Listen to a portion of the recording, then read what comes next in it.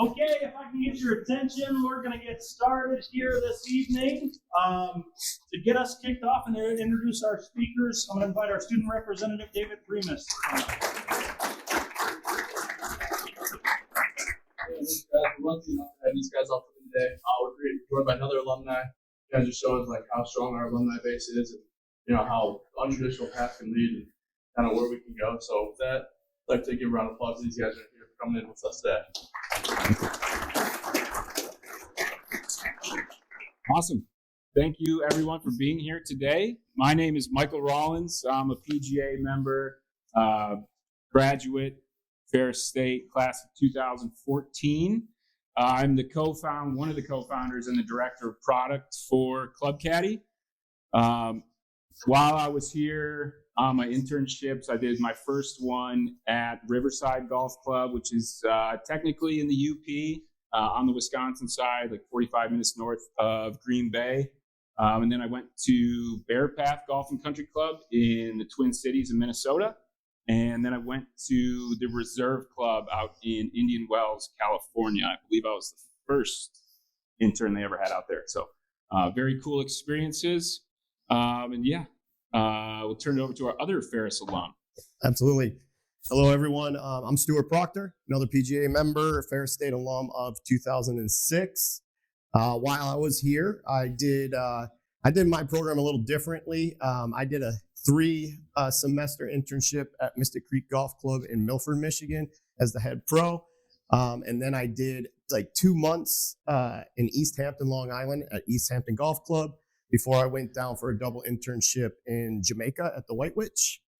And then I landed a job at the Orlando World Center Marriott for about 7 years as the head pro right out of college. And before I got into the technology world, I went to go work for Golf Now for about 4 years, and another company called T-Snap, another point of sale golf management system, for joining these guys in 2020 at Club Caddie. And I'm the director of sales and marketing at Club Caddie. My name's Dan Taylor. I am not a PGM alum of any school, so don't hold that against me.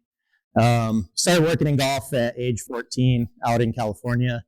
At a couple of courses that happen to be Club Caddie customers now. It's pretty awesome. I live down in Jackson, Michigan. I ran a club down there. Some of you might have played it. And then I've also been a GM at a couple of private clubs as well. Co-founder and director of quality at Club Caddie. Perfect. All right, Michael. Oh, this is me. Oh, I'm sorry. All right, so has anybody heard of Club Caddie or used Club Caddie? You have. I know you have. Okay, perfect. Awesome. So hopefully you guys have enjoyed it. Fairly easy to use. At the end, it'd be great to get your feedback and see what you like, see what you don't like, things that you've actually utilized, what your use case was in using the software. But currently, Club Caddie, we have 350 courses in North America and counting, including 37 in Michigan, notably Shepherd's Hollow, Cherry Creek, the Orchards, the Ravines, Thornapple Point, Calderon, and then a couple of private clubs in the Ann Arbor area. We went through an acquisition process. So, we started as a startup. Funding can be pretty hard when you do those types of things. And we found a great corporate partner, Jonas Club, which is part of the Constellation Software Group. And they have a buy and hold strategy, a lot of great guidance, and we get to keep jobs and keep doing what we love to do, which is awesome. But they provide a lot of support, and that's basically the background of the Club Caddie. To get into it a little bit deeper, we've gone through 3 acquisitions, essentially 2 acquisitions. We started with it was a mobile app for like food and beverage ordering on the golf course. It was called Golfler. We had a little icon of a gopher. It was kind of silly. And we got purchased by a company out of Dallas called Supreme Golf. Some of you have probably ran across that. It's a tee time aggregating software similar to like Golf Now, etc. And we were their point of sale solution.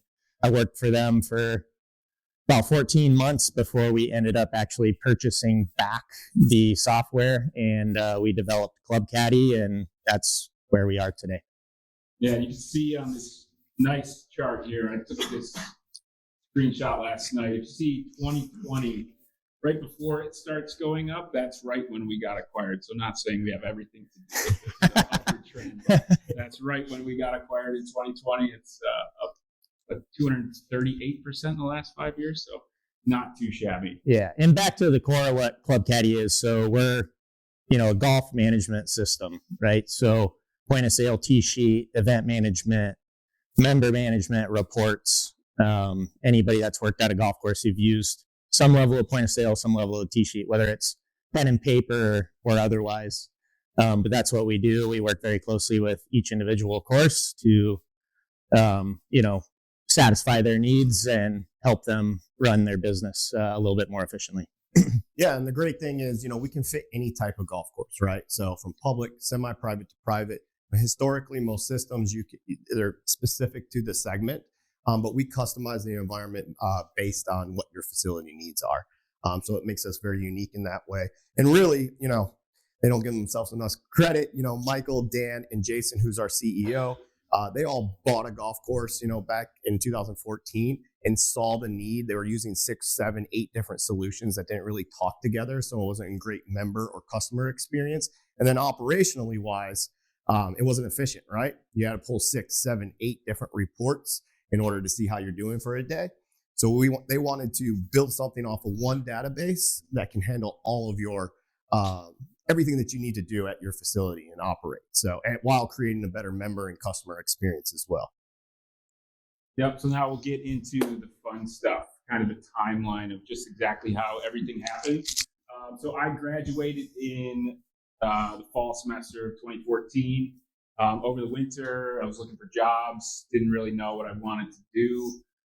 So I got a job at Rackham Golf Course. Anybody ever heard of Rackham? It's a Detroit city course, very, very busy. I think we did 52,000 rounds the 1 year that I was there.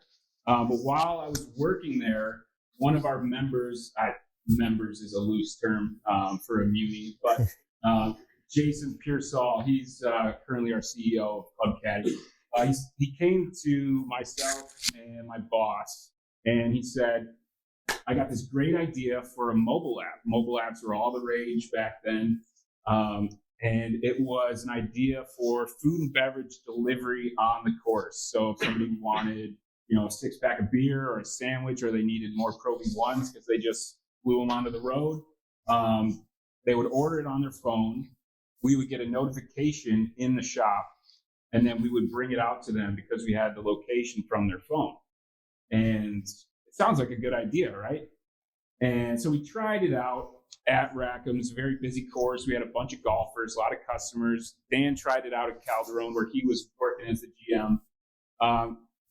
It was cool, but it wasn't integrated with the software that we were using at the time. It wasn't integrated with any software. So basically you had to have your tee sheet up, ringing in rounds all day long.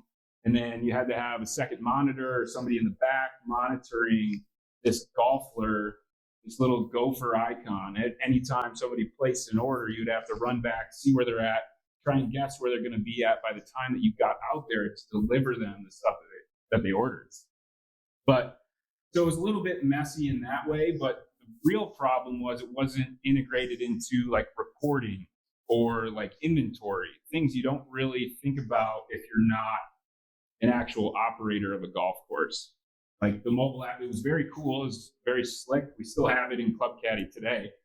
But it just wasn't very practical. Credit card processing, like I didn't even know what credit card processing was. Like there was different batches, different settlements, different dates, things like that. You had to sign up for a whole different merchant account. It was just very, very cumbersome to actually get this mobile app to work. So long story short, we were pitching to investors. We had, some investors lined up, and we ended up buying a golf course so we had like 4 or 5 of us. We bought Flushing Valley. Anybody ever heard of Flushing Valley? It's just outside of Flint. Perfect. Yeah, we actually have some people I know. That's awesome. So we bought it Masters weekend in 2016. And we were there for 4 years.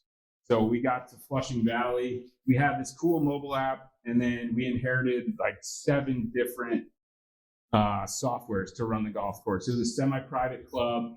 So we had members, we had leagues, we had outings, we had weddings, we had a pool, we had a full bar restaurant. It was just a lot, and so many different pieces of software to do all this stuff. It was a mess to try and consolidate the reports or financials at the end of the year, or like at the end of the day. We didn't even know how much money we had brought in. So we just said, let's do it better. We already had a team of developers from the mobile app, and we just said, we're going to build our own system from the ground up. It's going to be cloud-based. It's going to have the food and beverage ordering integrated into it. So we just built a tee sheet and a point of sale. It was very, very basic.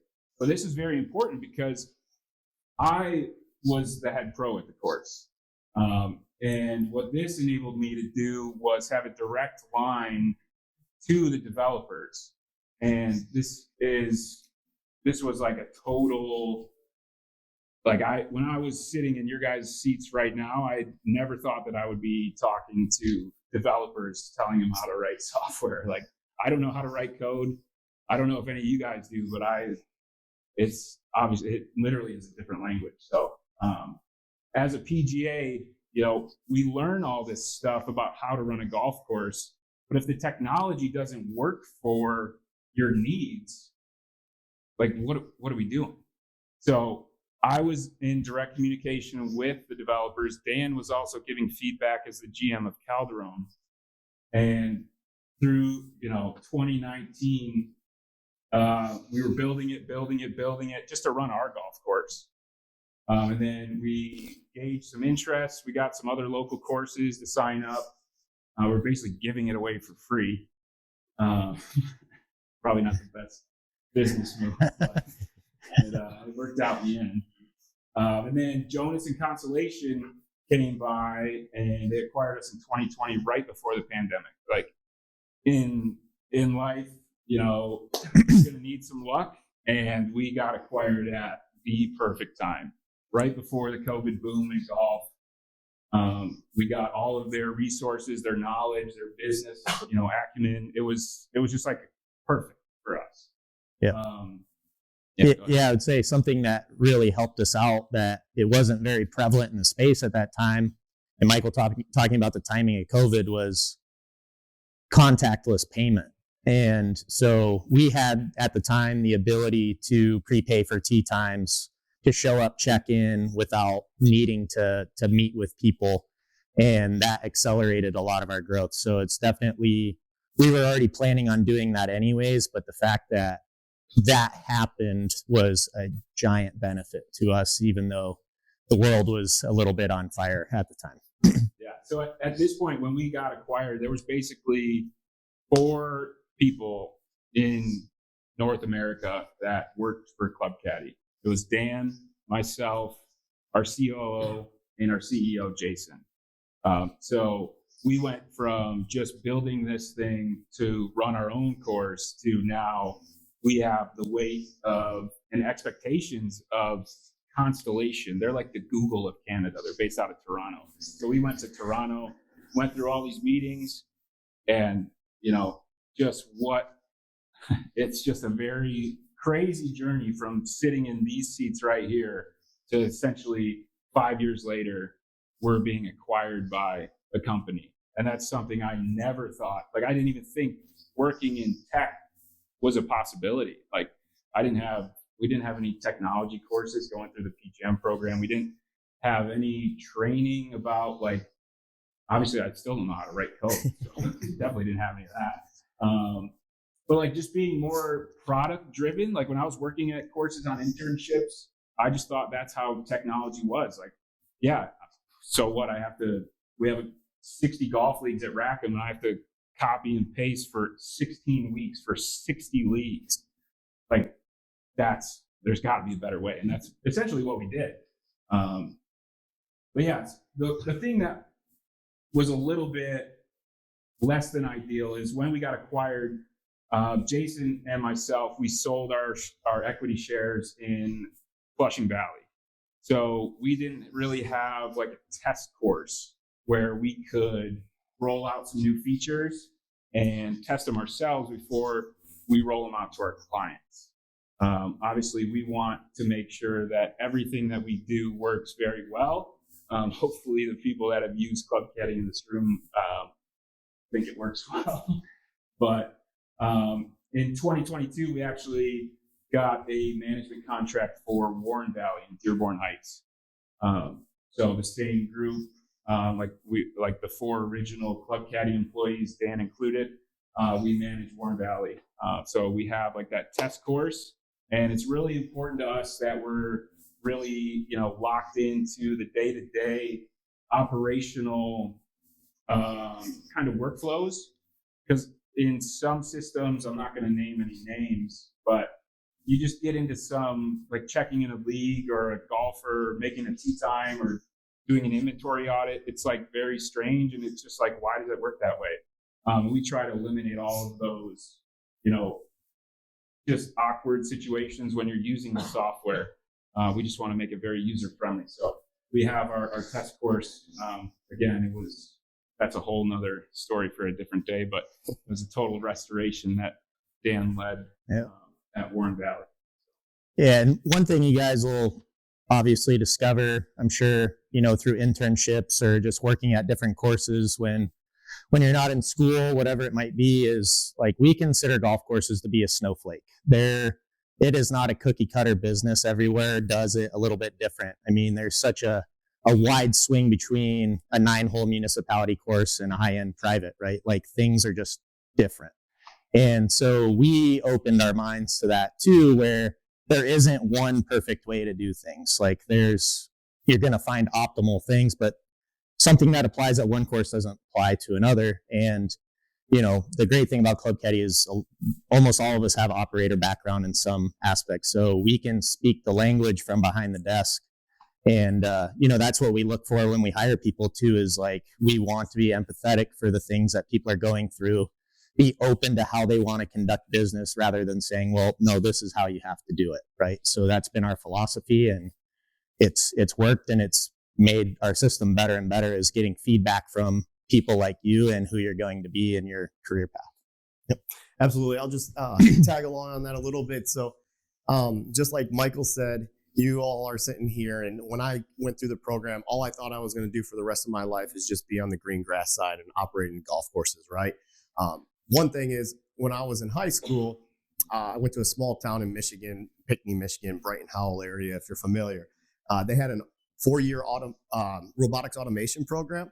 So I loved tech, but when I went to go leave high school, I was thinking engineering or golf, and I said golf. Of course, my family hated that, but it kind of came full circle, right? I did the golf, I loved it, and then I had an opportunity about 2011 when I was working for Marriott Golf to manage Marriott Golf marketing, right? So I had a big marketing background.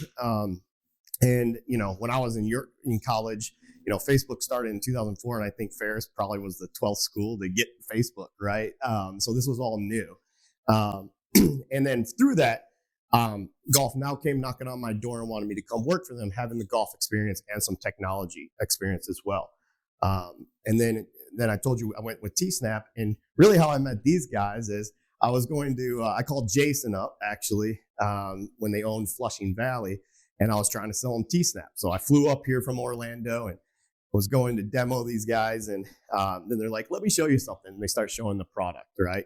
And at that time, it was still in its infancy stages, but I loved what they stood for. This was a software that was developed by golf operators that had industry knowledge. Most software out there is built by tech companies, right? That don't understand it. And like Dan said, every single golf course does something unique, right? So there's no cookie cutter solution that will fit every golf course. So that's really how that all happened. So in this next slide here, when I was in school, we didn't really talk about this much as far as marketing goes. You guys talk about data and analytics and everything else when running an operation. Is that a prime focus, or it is? Yeah, kind of. a little bit. Who knows what data and analytics is? Anybody? Bueller? No. All right. So data is really the collection of data, on your customers, on your marketing campaigns, any kind of customer touch points throughout their journey. And really, a lot of that data comes from your point of sale or your golf management software, right? However, I've always said that golf is like 10 years behind when it comes to technology, really, really far behind. And a lot of it's because operators, first of all, don't have the knowledge on how to market their golf course or how to look at, certain reports and analyze those reports to then make better business decisions or marketing decisions, right? It's a time thing and it's a knowledge thing. So time is the big one because golf operators wear 100 different hats. So data is the collection, through your golf management system, your emailing, anything that you can think of. It could be even pace of play, anything at your golf course that happens. And then analytics is actually analyzing that data to see where you can then improve, right? And that's where I think golf is way behind. They're collecting the data, but they're not doing anything with that, right? So again, analytics is involving the application of statistical and data analysis techniques to extract meaningful insights. So this can happen in, marketing. Like, do you know if your customers are buying a burger or buying Titleist golf balls or Pro V golf balls, or do they play on Tuesdays or this or that, right? And the thing is, for years, it's been hard because it would be a manual process to do that, and then segment your database for marketing or whatever it may be, or if you have to make a business decision on maintenance, right? It's a lot of manual work. So you want some sort of system that will analyze that for you and then provide you that analysis to be able to make those informed decisions on whether you need to cut costs or you need to spend more money, or, when you send an email campaign, send it to those targeted type of customers. Now, you guys probably understand this more because you live in a world like this, but 20 years ago, none of this happened, right? And that would be automation. Now you fast forward to the last couple of years and you have AI, right? Where this automatically will, enhance your business for you based on machine learning, right? So it will tell you, this is what you need to do. You don't have to actually analyze it to get the highest rack rate or send this email out to target these customers on a Tuesday. So that's what data and analytics and marketing is. Now, why data-driven marketing matters? Can anybody, actually, I'm going to go back because I don't want you to see it. Does anybody know why data matters and analytics matter for the golf industry? What can it improve? Yep, absolutely. Specifically though, future planning for what? Doesn't it just give you the knowledge of like what's going on, and like what's already happening, when to make it forward, and like when your weak spots are at. Yeah, absolutely. Can you give specific examples? Like I'll give one out there. Like, maybe you're going to do a burger night, right? It can give you like data based on who spends time in your restaurant or who buys a burger. You don't necessarily want to send out a promotion to someone who buys salads or is a vegan, right? But any other examples that you can think of? Yeah, absolutely. When your courses are being placed. Yep. Yeah, it can be all kinds of different things. So it's just some of them here. It's improved decision making. You enhance the customer understanding, right? You have a higher ROI, right? You can fill up your tee sheet more. You can get more people in your restaurant. If you're doing like a Titleist promo, like during Christmas where you give 24 golf balls, you get free personalization. You can hit people that buy those Titleist golf balls. So you're basically, for years, golf operators always said, we need new players, new golfers, right? Really, you need to take those core golfers that you have and how do you get them to play an extra round of golf? How do you get them to buy another burger or another sleeve of golf balls in your shop? That's what really moves the needle and scales your operation. It also increases customer engagement. So the way you use the data-driven marketing increases customer engagement. So like, for instance, most operators, even today, will just send out an email blast to their entire database, right?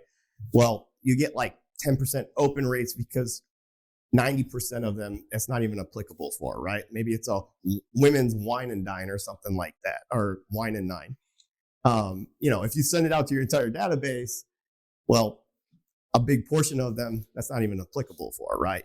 So it's really getting segmented and sending email campaigns, social media campaigns, everything like that to the specific people that are going to make that purchase or conversion. It also allows you better segmentation. So it kind of goes back to what I'm saying. You can segment and have different lists based on all these different data fields. And if you think about it, your golf management system is the biggest part of this because automatically it's collecting data on that customer, when they're playing, what time they're playing, what kind of a rate they're paying, right? Are they a twilight golfer? Are they a peak golfer? What they're buying, all kinds of different things when they're practicing. It optimizes your marketing campaigns and improves customer retention, right? For instance, you can set up, automatic journeys that get sent out based on these data-driven targets and whatnot. So for instance, you can set up a journey. If someone hasn't played your course in 30 days, automatically send them an email that says, hey, we miss you. So these emails or social media posts or text messages automatically send out based on specific actions. So one thing really quick, and just to kind of put this into perspective, if anybody's ever worked at like a public municipal daily fee course, you're getting slammed. There's like a line out the door and someone's calling on the phone. Who here has just like typed in for a tee time? You get a call, they're making a tee time. You just put in like John Doe or Joe example. Has anybody ever done that? Yeah. Probably everybody. I know I have for sure, right? Like we all have that John Doe or whatever in the database because you just want to make a tee time and just have it on the books, right? But it's very important, like as a manager, where everybody wants to be, right? You need that customer data. It's really important. Like when I was on my first internship, I probably did that for 70% of my tee times that I made on the phone. People would call in, I just put in John Doe and tee time. They come in, then I would put in if they were already a customer. I probably wouldn't make them a customer because I didn't know how to do that probably. But it's actually really, really important to get that data. And like there's the technology now in the tee sheets, the point of sales allows you to make that stuff mandatory to actually have a real customer in there. Because when you're going through all of this stuff sounds great, right? But if you're sending emails to johndoe@example.com, like it doesn't do anything for anybody. You're not going to get any ROI, right? So we have to make sure, like, I know it sounds dumb, like this probably would have run, in one ear and out the other when I was sitting up there, but it's really, really important when you're sitting behind the desk or you're having to report to a board or investors or whatever. Like this is how you make more money at a course, is getting customer data and making sure that you're sending the right communications to the right people. And yeah, you really have to drive that home to your staff. I was just gonna say that. That's the thing. In the golf industry, like almost every golf course doesn't do that or do it well, right? The ones that do are the top performers. And that's where, if you can take anything, it's what Michael just said. When you go out there and you're an operator, definitely focus on that data and get your staff and, have standard operating procedures at your golf course that say, hey, this is the steps that you need to take and this is what I want you to collect, because that will make the next one's competitive advantage. That's really for a golf course, but that will make you competitive advantage for you as well, because no golf pros are doing that. And if you're doing that, you're going to see your sales you're going to scale the business, and then the owners or the board, like he was saying, you're going to be a huge value to them. So then, competitive advantage again for the golf course. Other golf courses aren't doing it in your area.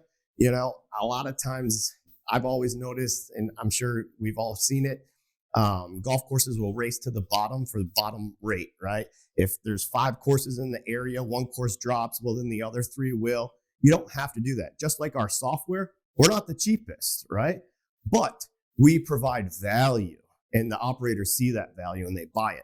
So the same way goes for a golf course. If you can provide value and a customer experience and everything else, like a Marriott or Ritz-Carlton where I used to work does, people will come to you, even if you're not the lowest price, right? Real-time adaptation, there's measurable results too. So that's the other good thing. You can actually tie your results from these efforts with that data and be able to show it to the board, show it to the owner and everything else. It's cost efficient and time efficient, right? Especially when you get into like automation, AI, and AI is moving way faster than anything in the past as far as technology. Every couple of weeks, there's something new that comes out. So you always want to stay on top of that. It's really important for you guys, especially coming into the industry, to really, really be knowledgeable about AI and technology as a whole. And then again, increases sales and revenue. Yeah, if you could just go back one, that measurable results, very important. If there's anything that we have learned since being acquired by Jones and Constellation, is that you need to have measurable results. When we go to some golf courses and we pitch, marketing email campaigns, they're like, oh yeah, no, I know exactly who my customers are. I have great email campaigns laid out for everybody. But it's like, do you really though? Like, they don't actually know because they don't have any tangible results to go off of. They're just sending out what they think is right. And then we give them a plan. We work with them to construct like different campaigns for different types of customers. And then they actually have numbers to back it up how well a given campaign went. If there's one thing that you can take away from this, is that you need measurable results. And I would encourage everyone here to, on their internships, get involved with some marketing campaigns. Doesn't matter what system you're using. Chances are they're not doing any sort of trackable campaign where they can actually see the results. I know we work with a lot of courses that when they see the numbers of the campaigns that we do, it's mind blowing because they just don't know what they've been missing out on. So really, really good takeaway, the measurable results for sure. Yeah, absolutely. Now, how does golf management software collect data? Before I do that, and you probably saw it, does anybody know how you can collect the data? What areas of your facility, like the golf management software is a given, right? But what other areas can you collect data off of your golfers? Anybody? Food and beverage? Yep, absolutely. Anything else? Turn rate. Turn rate, yep. Think about also like operational wise, like inventory, right? That's good data to know, so you know what to order, when to order, right?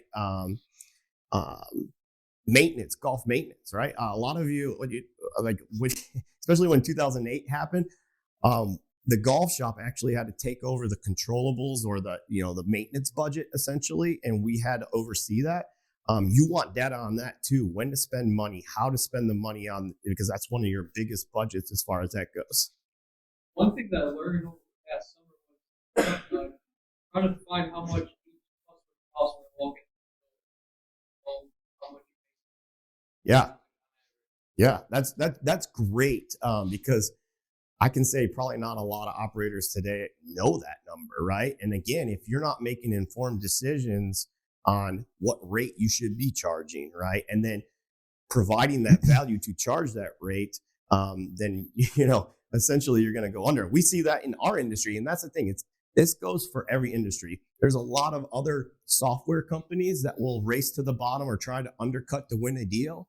But when they do that, they get themselves in trouble. That's not sustainable over time. So you really want to focus on being a sustainable golf course. Yeah, and going back to like analyzing data too, like a lot of you have worked in golf shops. You get to the end of the season, end of the year, end of your period working.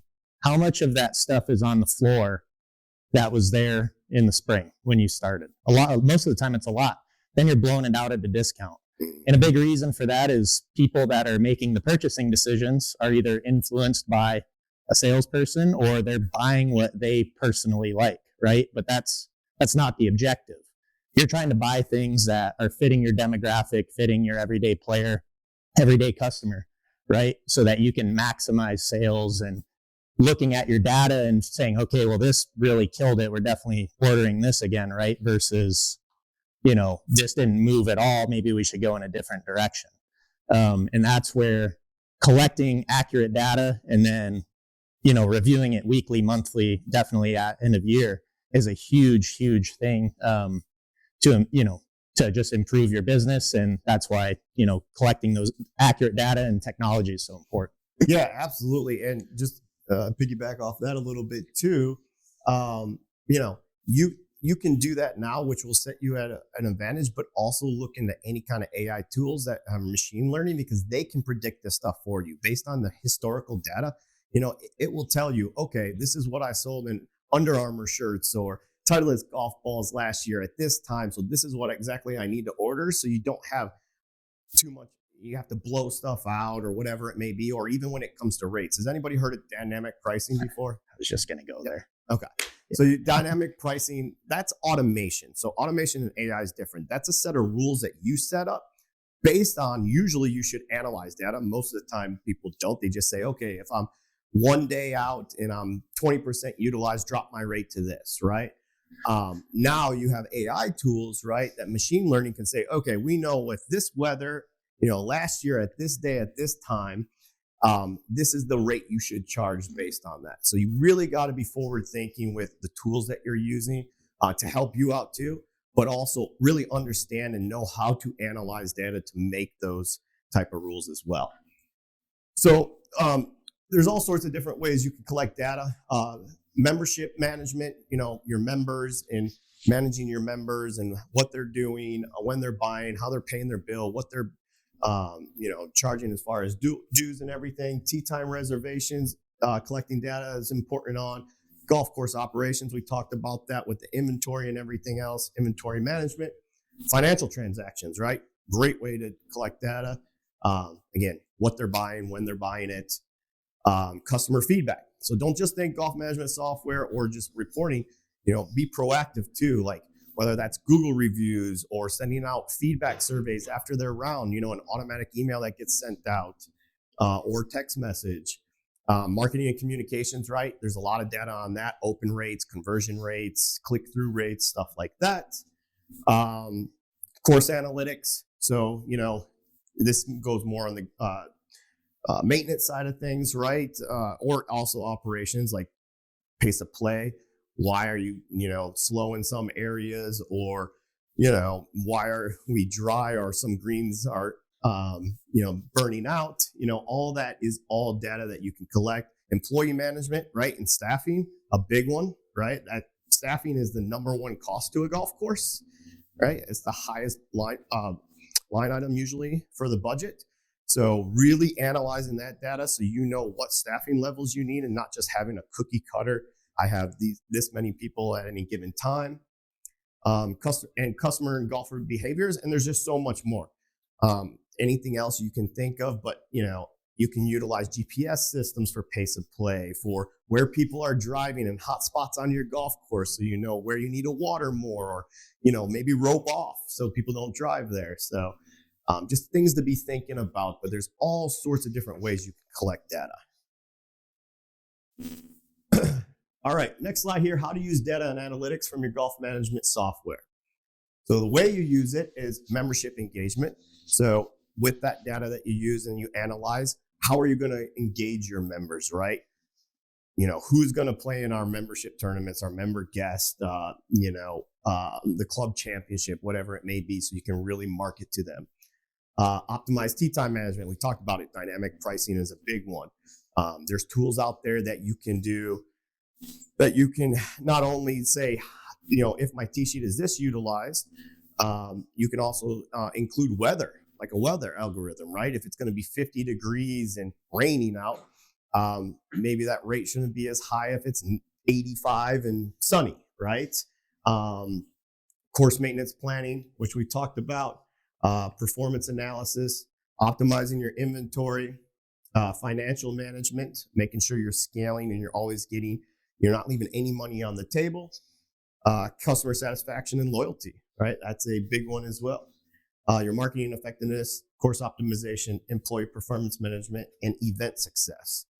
Now, you talked about this a little bit, Dan. So really just to kind of sum this all up, you have three different areas, right? You have descriptive analytics, right? That's hindsight, or what happened in the past. You have to look at it, analyze what happened in the past, And then what will happen, that's kind of like your analysis of what will happen in the future based on the past, but also, what's upcoming in the future. And then prescriptive and analytics is how do we make it happen, right? So that's when you take the data that you collected from the past, you analyze the data, and then how do we use that data to make what we want as far as revenue goes, or amount of players, or our inventory. How do we make that happen? So those are the three things that you have to think about that will, make your business successful and scale. Any questions so far? Am I confusing anybody yet? No? Okay. So just to sum it up here, data and analytics empower marketers and operators to make informed decisions, optimize campaigns, create operational efficiencies, and enhance customer experience. They enable the identification of trends, tracking KPIs, and assessment of marketing and operational offerings with unmatched accuracy. The ability to measure, adapt, and refine strategies in real time ensures marketing campaigns and operational strategies remain relevant in a dynamic landscape, because that's what we're in, right? So that's really good. I would, if you guys can understand that and really hone in on that, you will be the elite golf operators out there. Now, a couple months ago, we did a webinar that goes really in depth with data and analytics and how to use that for marketing strategies and whatnot. So if you want to scan that QR code now, pull out your phones. There's it's a link right to that webinar. It's about an hour long. I really encourage you to take a look at it, review it, watch it when you have some time. And then if you want to come back when you guys get your Class A, you can get your PDR points too. So it's kind of cool.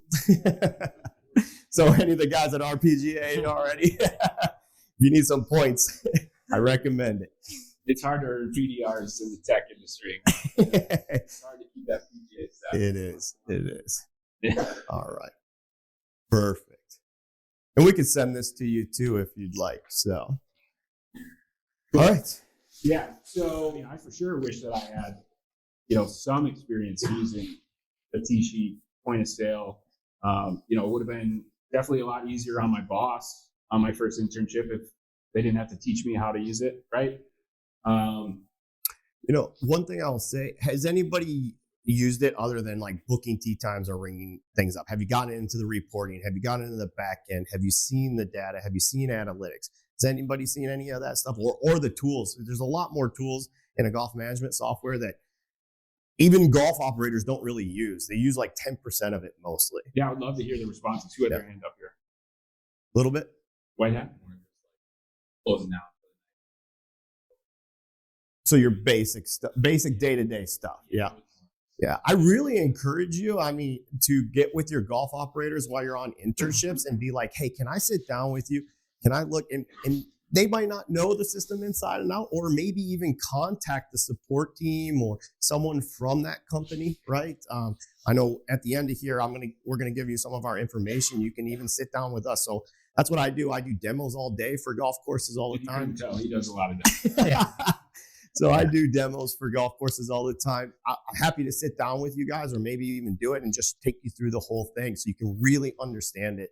Golf operators do not use golf management software to the fullest potential. And if you can learn it, and especially now when you're on your internships, and ask them, can I sit down, get me in the back end, let me see reports, my daily sales report, or even more, there's so much information there, and tools that I would encourage you to be like, hey, I'd love to sit down with you and really show me. I think that will benefit you guys so much. Because like me, and probably Michael and even Dan, I booked tee times, I rang up sales, I closed out the day, because that's all I knew about a software, right? I didn't really learn anything, even as I was a pro, until I went to go work for Golf Now, because my job there was installing and training operators. So I had to learn the system inside and out. And then I'm like, wow, it can do all this? Like, we weren't doing any of this. So even at Marriott. So, and to speak specifically about a tee sheet, like, to me as a manager, managing your tee sheet is a true skill. And it's a lot more than just booking tee times and checking people in or making cancellations, right? Like, some of you have probably worked at a 27-hole facility, and understanding rotation, understanding where to block in certain areas. It's a true art to maximize your utilization. And you don't get that really, like you need to, on your internships or just, understand, okay, why are we blocking here? Should we block here? Somebody calls and they want a 12 o'clock and you don't have a 12 o'clock, but there's other openings, I mean, those are things that get missed more often than you would think. And that's, one tee time can be a few $100 that you just let go, right? It's shotguns and absolutely. Yeah, understanding reverse shotguns and how much time you need them to clear the first tee and things like you need to be able to look at that and understand what's going on in your day rather than just being a check-in person, right? Like you're managing your tee sheet and you're maximizing your opportunity. Yeah, so a good example too, and it actually goes to Warren Valley. So before they owned Warren Valley, when I worked for T-Snap, I actually sold them our software. And it was in a flood zone. There's a river that goes back and it would get flooded, right? So really understanding your budgets and your numbers. We used to have a program which we have at Club Caddie where we have a service called Managed Marketing Service. So we'll actually do all the marketing for you and whatnot. And it's very proactive because again, a lot of golf operators don't have the time or the knowledge. But for instance, it was flooded for the whole month of May, which is their open. So they were going to miss budget, right? So the last couple of days, we were like, hey, why don't we do a flash sale where we analyze their data and we're going to do only the last 2 days of the month of May. We're going to sell online prepaid rounds of golf for the month of June, right? Only between 11 and 1 because then no one ever books during that time anyways at a discount. And we sold those online, made like $20,000 in those 2 days, and they ended up, hitting budget. And even if you don't hit budget, at least you miss that gap by a lot less. So that's the type of stuff you need to think about when you're analyzing these analytics and then what you can do. That takes what happened, analyzing what happened and then making those decisions to make it happen. Yeah, another example, like a desert location in the summertime, it's hotter than Hades by midday, right? So you're not gonna be able to book a lot of tee times in your normal prime window, for example, like 10 a.m. to 12. It's just by the time they're finishing, it's going to be too hot. A lot of those locations will just have a shotgun start for a 5-hour block in the morning. They're playing by themselves, but that's a way for them to market to their customers and say, if you want to come out and play and beat the heat, you can still fit 140 plus players in that window without having to do a special tournament or anything like that. But it's like managing your tee sheet really is it's a true skill more than just checking people in. Ooh. Yep. And so, Stu and myself, obviously Ferris alums, PGA professionals, but I don't think by any means we saw ourselves in the tech space at all when we were here on campus. Has anybody given any thought to being, obviously everybody knows you can be like a sales rep like Stu, but Stu started in implementation for another company. But being more on the product side, we are the face of the industry. We're the experts, right? So why wouldn't we be involved with the technology that we use on a day-to-day basis, right? That never even entered my mind. I think until I was a senior, I was the last class to graduate in the level 1.0. I was just talking to Mr. Wilson about it.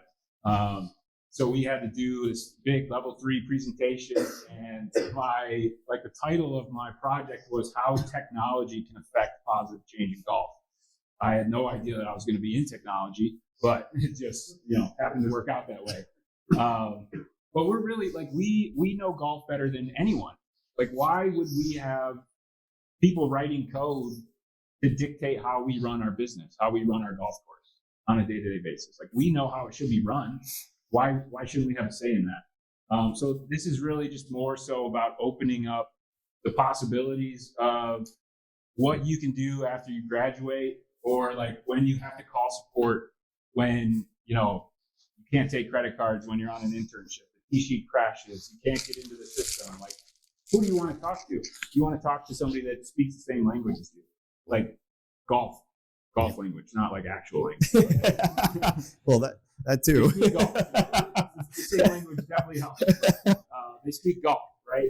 We built the system. We're all operators. We know what you're trying to convey to us, and we can help you diagnose and resolve the problem.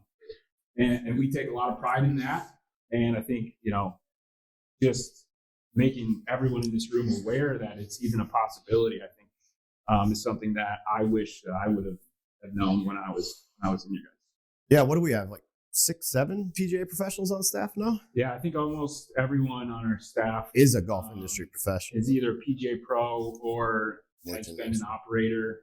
We have a couple of accountants, which is very good. When everybody goes on internships, become friends with the accountants, because the accountants make the world go round. You have to be friends with the accountants. If they're not happy, nobody's happy. True. Yeah, Jody applause for him. Yeah, got to make Jody. Yeah, 1 + 1 needs to equal 2 at the end of the day. They're the biggest decision makers, that's for sure. Yeah, no, that's great. So anybody think about technology or getting into the technology field or doing something outside of just the green grass? Yep. Yeah. Excellent. I mean, there's so much more than just golf management software, right? Think about it now. You have, so many launch monitors. Like, I know we just bought one. There's so much technology that wasn't around 20 years ago. You have simulators. You have GPS systems galore. And a lot of these companies are starting to hire industry professionals or PGA golf professionals because it just makes sense. Yeah. We are experts in the game of golf, right? Yeah. So why not have experts in the game of golf working for these companies? Yeah. So You guys are all using data every day. Like, we saw a handful of guys up in the simulators today, and you're looking at your numbers and trying to optimize your game. It's no different when you're a manager, right? Like, you're always looking at data points and making decisions. yeah. And the great thing is, what data points you want. So you could go work for those simulator companies or, any kind of software companies. So, Yep. Yeah. Great. So yeah, I guess I answered the last part of yours. Michael, unless you have anything to add to that. Excellent. All right. Oh, this isn't the last slide. What happened? Anyways, our last slide was any Q&As. We really wanted to open this up and be engaged too. Obviously, between the three of us, you have a lot of different experience here. But if you guys have any questions, and then, I don't know why that one didn't save. And then also we had our email addresses up there, but sorry about that.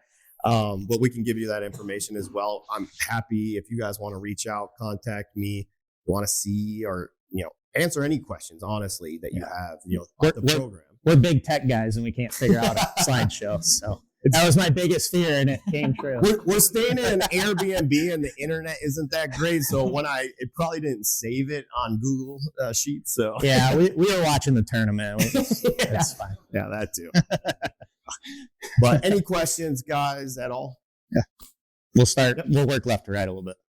I got 2 Go ahead. Run them both. So I'll quit with your starting process for this system. Was this more of a side hustle for you, or what was the idea when you guys were starting this? Where are you guys now? I'll let Michael take this one. So we got to Flushing Valley, and we had, literally like 8 different software systems to run our facility. One for member management, one for leagues, one for outings, one for, PT, a different one for food and beverage. And honestly, it was just about money. Like, we're paying way too much. And we can't really consolidate all the reports. So we said, we have kind of the tech background. We had a team of developers from the mobile app, and we just wanted to build our own. We had a really good team in place, and we had essentially like the perfect spot to do it. Semi-private events, members. We needed the best of both worlds from a private standpoint and a daily fee standpoint. So we basically had to build all the features that we wanted anyway. And that's how we kind of ended up where we are today. Yeah, I mean, we started it, we worked on it all the time in 2015, and we really didn't, we hired a couple of people, freelancers and stuff, and they got paid. We didn't get paid until really we got acquired by Jonas in 2020 was when that was the full transition. So I was still running clubs and, doing that on the side. So in a way, a side hustle, but I wasn't reaping the financial reward for it until later. So, definitely a side project, but a very large one. Where does home be Yeah, so our corporate offices are in Grosse Pointe, Detroit. We were just there last week. I live in Minneapolis. Yep. I live in Orlando. Yeah, I live down in Jackson. What do we have? 25 employees now in North America, all over, some in Canada, and then we have 60 developers in India that we communicate with every single day. And really, working remote has changed the game for us dramatically because, we have courses all over North America. And the typical office structure is, everybody has to be relatively close to the office and go into the office every day. But working remote, we can have people all over the country. So if we sign a course in Washington State, we have one of our sales guys tonight. He lives in Washington State, so he can just go over there and check on the course and see how they're doing. So it's been really, really cool to see not only our team expand with our client base, but just how the whole working remote has worked out in a really positive way. Yeah. The biggest benefit for me was I was initially a director of implementation, and I would do a lot of the on-site installs when places would opt for that. And I got to go to some pretty nice places and play some pretty nice golf courses, Flossmoor being one of them.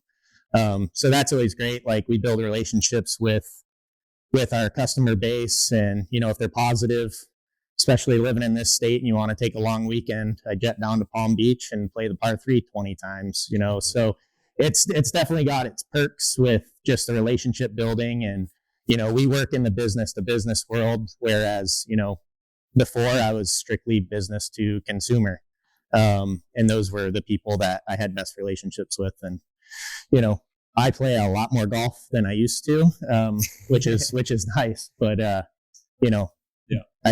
also miss the green grass stuff too. It's all of it's fun. Yeah, and there's a lot of different jobs and opportunities out there in the tech world. I mean, I did implementation. I love that. I mean, it's a lot. I was on the road 45 weeks out of the year, all over, but I got to see some really neat things when I was with Golf Now. Cool places that I would never go to, like in the middle of Tennessee, but just gorgeous, right? And then even in sales before COVID, a lot of it was traveling to and visiting on site. Now it's just pretty much for the most part remote. We have Zoom, we have all that, so it's easy to do and hop on a Zoom call. So, if you want something that's remote, you want something that's, you're traveling around and visiting golf courses and seeing different places. It's a neat opportunity for sure. Yeah. It's and just to add on to that, when you're working on the green grass side, you get to know your customers, your members really well. You're talking to them every day. But on this side of the computer, we're working with the PGA pros, we're working with the accountants. They're literally our customers. Mm-hmm. So we get to forge really strong relationships with them because we're talking to everyone in this room on a day-to-day basis. We're talking to PGA pros, we're seeing how they're doing, checking on the round counts, making sure everything's good. They have our emails, but some of the clients that I'm really close with, they have my cell number. I just got a call this afternoon from one of our clients, and we had to help them out. So it's just a different side of things rather than working with the members at a club. You're working with the people running the club, and you're helping them do their jobs better, which is pretty cool. Go ahead. How often does your system update? Those updates happen? Yeah, so we do monthly releases. All of our enhancements are, well, not all of them, but most of them are driven by customer feedback. So it's like Flossmoor, if they need something, we'll put it in the development queue. That's kind of our job, is to manage all of the new requests that come in. But we do come out with a new release every month. We're going to have one next week. It's not like we force it on our customers. It's totally optional. They don't have to update if they don't want to, but we obviously recommend that they should at some point. Yeah, it's a little different if you've ever seen those. So a lot of software out there has been around for 20, 30 years, right? And it's server-based, meaning you have a server at your golf course that holds all the data, right? And when you do those updates, it takes a lot longer. They have to remote in. They have to do all that. The updates are usually not as much, maybe a couple times a year. We're cloud-based, so it's simple. It's just like the Facebook app on your phone, right? You get updates all the time. It automatically updates. It's about 2 minutes to update it. It doesn't really affect your business or whatnot. Even if you don't update it or you update one computer and not the other, it's fine. So yeah, just to answer your question, because I'm assuming you've probably seen an update and it takes like 3 hours. When I used to install golf number reservations, it takes a while and then you're down and all this. It's not like that on a cloud-based solution. So yeah. Let's talk a little bit more about like firing. For like Club Caddie now.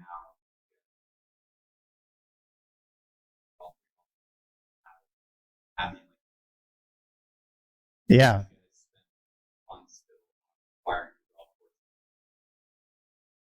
Yeah. It's definitely both. And when I said that about a golf course, you still want new golfers, right? As I just always have been there. I've been trying to look for new golfers more than focus. And they never really focused on their core golfers to get them to play one more round of golf, right? To get them to buy another sleeve of golf balls. But yes, at Club Caddie, it's the same way. Any business should do that, right? Like my job on the sales side is to get new customers. The acquisition sales, right? We have a customer success team that handles we have an onboarding team or implementation team that gets them set up, trains them and everything else. Then after that, you have a customer success team that really meets with them about quarterly, does a business review and keeps them happy, right? And that's where we get the feedback that gets to Dan and Michael. But yeah, the sales side of things, we're all about new customers and driving. And to add on to that, like, yeah, retention is a huge part of it. And then it also, we come out with new products too. Like we really dialed in the mobile app. So that's like a new product that we can push out to existing customers to, squeeze a little bit more juice and, having better bev cart solutions, like anything that they want to increase on that we're actively developing. Once it's done, it's an opportunity for them to take a look at it and add on to it. So yeah, we're always doing that. And that, like Stu said, that applies to any part of the business, right? Yeah. In golf courses right now, I mean, it's been crazy. Golf has just been great in the last 3 or 4 years, right? The industry's been wonderful. And a lot of golf courses, almost everyone I talk to is doing some sort of renovations too, right? Whether it's top tracer bays or putting in simulators in the clubhouse or renovating their clubhouse. It seems like it's happening a lot, which is good news. But when they do that, if they're an existing customer, maybe it was a small mom and pop course that just needed the tee sheet and the register, but now they're building out a banquet facility. And so they want our events module, right? So yes, they're making our current customers happy and, upselling them while also finding new customers. Yeah. Like we're always looking to optimize the current solution too, because your guys' time, your own time is very, very valuable. So we want to make it as smooth and quick as possible to accomplish tasks that you don't, if we can cut 1 hour a week, for you, that's 1 hour you can free up on focusing on business or, doing a lesson on the side, whatever, right? Like this is like Club Caddie or software in general should be a tool that you leverage to make better decisions, but also to increase your efficiency, free up some time for yourselves, right? That's our goal. Yes, sir. I have a question. Sure. Well, I'm very interested in how it's Mhm. graduation kind of targets. Tips or pointers going into that field.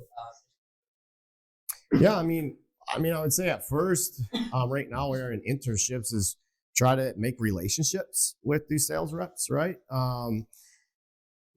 Other things. Sales is an art too. One thing I would say in sales is ask a lot of questions, right? That's probably going to be the best thing that you can do, right? Ask their pain points. I mean, merchandise is a little different, but ask a lot of questions.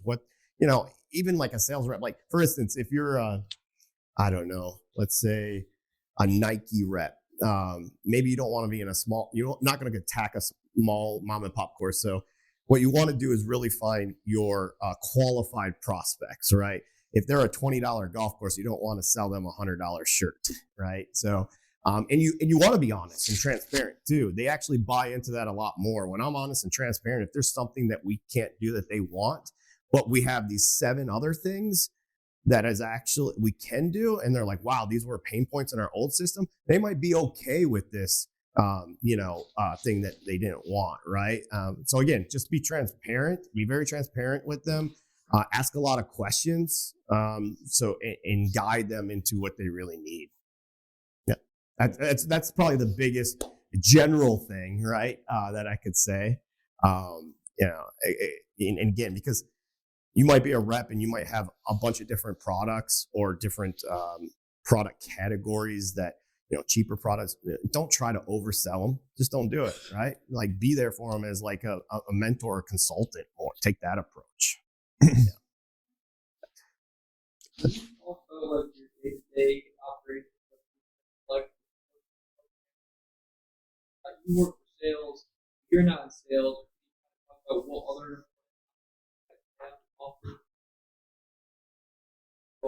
Yeah, so I can speak to the product side, maybe touch on the implementation a little bit. But yeah, on the product side, so our development team is based in India, so big time difference. So we have calls. I have calls with our development team every single day, every weekday, 7:30 Central Time in Minneapolis. Goes from anywhere from like 90 minutes to 2 hours usually. And then we have separate breakout calls every day, and then a lot of calls with clients, checking in, see what they need. And then a lot of calls with like our support and implementation teams to see where the pain points are with our current customers and how we can make their lives easier through better software. Yeah. So, I mean, we do development internally too to help other teams be more successful. So, kind of going back to what I said about cutting the drag, we do that for our staff as well. Implementation. So after the sales team, like Stu, makes a sale, they schedule like a kickoff call, and then we go through a detailed process of the next steps. We utilize like a project management software too. It's called Guide CX, and it has, deliverables that, both the client and Club Caddie need to meet. So those take up a large bulk of the day. Implementation, you're working typically on 5 to 8 new customers at one time.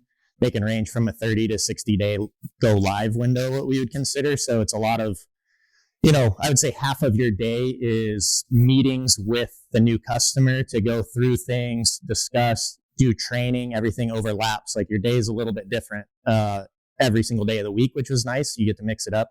Then the other half of your day is dedicated to some internal calls, what we call bottlenecks, like something that's jamming you up. You need to have discussion. And then also working on like actually building out the software for the customer, doing data entry, building out T-sheets, building out rates, porting in members and getting accurate balances put in. There's a lot that goes into one facility. And, if you guys ever do a software change as operators, like, it is a lot of work on you guys too. And it's not always the most glamorous thing, but it's a necessary step. But in totality, that's kind of how your day looks is, managing your calendar, time management, very, very important for all of us, and making sure, we're efficient during the week. But implementation's cool because you meet with the customer the most out of any of the buckets that we have.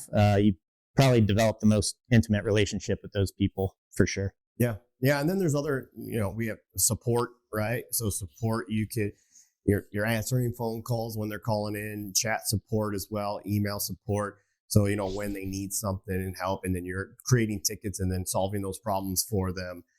We have an education team, both internal, so they can train like new people, or train just, we have new features come out every month, and half the time I don't know what's coming out until it comes out. And so then, we have an internal team that will have videos and a knowledge base essentially that we can learn. Then external training as well for our customers that get sent out with those new features. I think that's it. And then sales. But with sales, you have there's different options. You have sales managers, right? That are actively cold calling or prospecting, right? For new business and sending out contracts, doing demos is my primary job. Like, I'm on the Zoom call, about an hour and a half for each one, just setting up, doing demos, and then signing deals. And then you also have lead generation, right? So people who are sending out marketing campaigns, but also cold calling. right? So that's more of like the junior level. Like you start off doing cold calling and or a business development rep, right?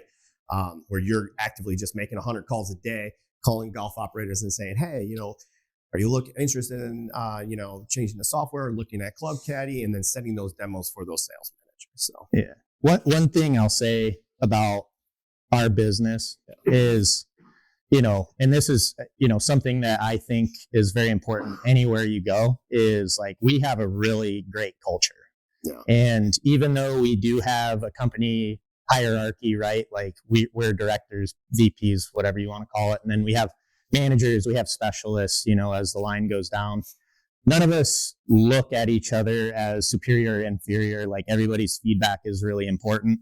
And that's what you could strive for as being an operator, right? Like I was a GM at a private club and, everything rolled up to me, but somebody part-time that's making $10 an hour, if they saw something they didn't like I wanted to be approachable, and everything was collaborative. And that's something that we have at Club Caddie, which I think helps us be successful. And I think that's, something that you should strive to carry over to whatever path you decide to take. Yeah, definitely give autonomy to them too. When I worked for Marriott Ritz-Carlton, they would even when I was just like an assistant at Ritz-Carlton in Jamaica, like if a guest came off the course and wasn't happy, I had the autonomy to do something for him. One guy slipped and fell and had mud all over his clothes. So, I could give him a pair of shorts and a shirt, right?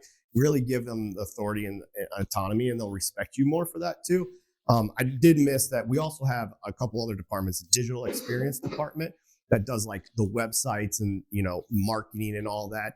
And then we have a managed marketing service where it's actually like a team that will be kind of like a marketing agency. They'll do marketing, proactive marketing for the golf course. They'll set up a whole year plan, based on your, what you want to focus on, and make campaigns and do all the marketing from the social to the website to the email marketing to paid advertising for the golf course. So there's a lot of different opportunities out there, and that's just us, right?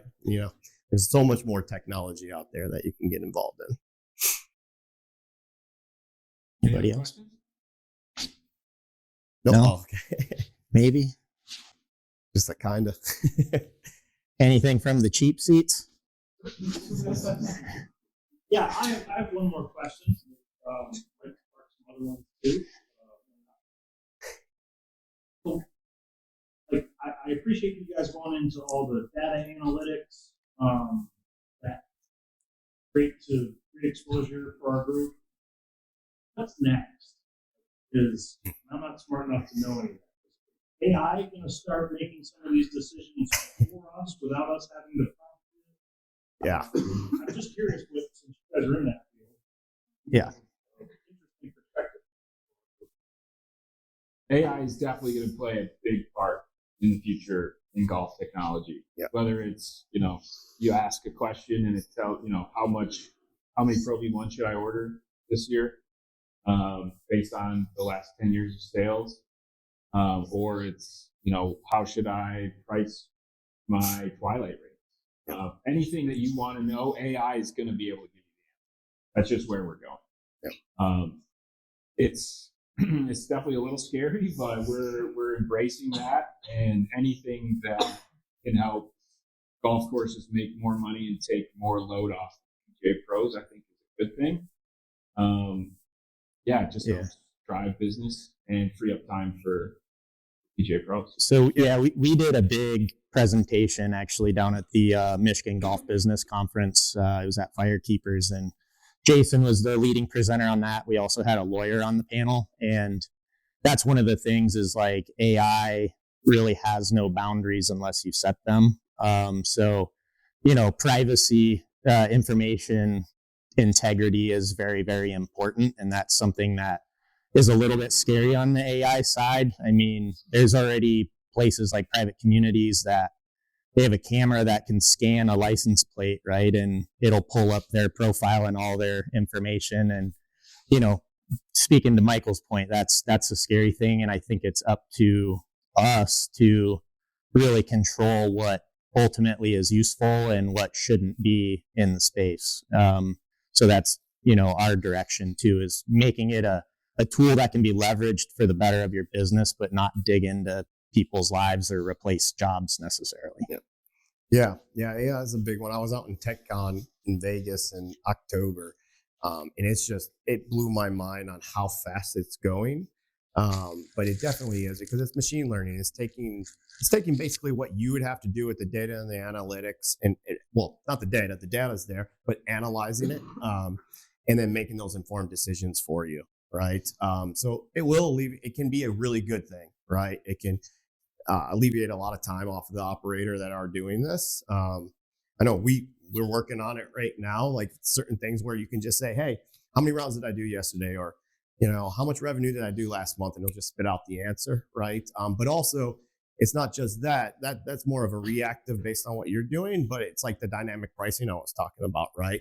It will automatically know your historical data, and then based on that data, analyze going forward, like what your best rate should be for this single tee time, for this time of the day, stuff like that. But yeah, you got to be careful too, because it is scary too. So, but it moves fast, very, very fast. I mean, like I said, at the TechCon, they were telling me like, just the last 2 weeks, these are all the different AI programs that have been released and things it can do. And it learns faster than we ever could. So, yeah.